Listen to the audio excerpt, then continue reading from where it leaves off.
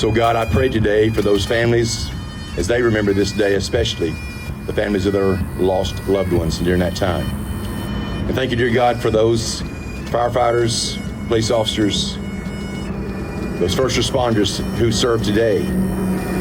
We thank you for their faithfulness, their commitment, their duty and service to you as well as this community.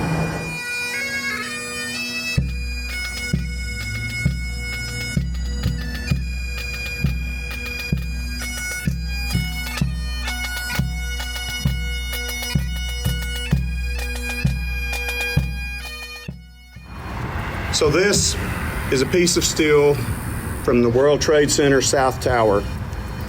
Our department received this piece, and on the 1-year anniversary of the attacks, we dedicated it as a memorial.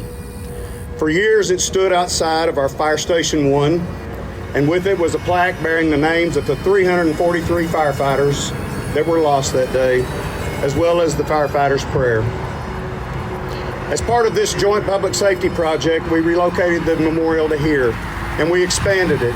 Alongside the names of the firefighters that were lost, we have added the names of the police officers that were lost that day, men and women who served out their oath to serve and protect. We remember our fallen brothers and sisters because their sacrifice and bravery deserves to be honored, because their memory reminds us of the nearly 3,000 civilians that were also lost that day, because their memory reminds us as firefighters and police officers of the gravity of our oath, and because it reminds us that every day we are given is a gift. Life is precious, and we need to live it that way. So as we reflect today, my hope is that we do more than remember the loss. I hope we remember the unity and the love that embraced our country in the days and months after September 11th. In a world that still sees strife and tragedy as recently as yesterday, may we choose to set aside those differences, extend grace and love our neighbors.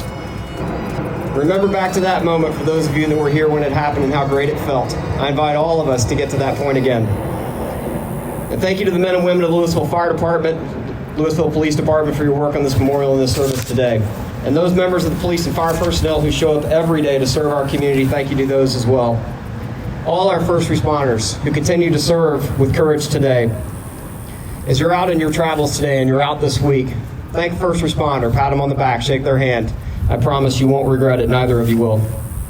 So we remember those who perished, we honor those who have responded, and we reaffirm that our country is strong and our resolve is just as strong as Keith McNeil pointed out.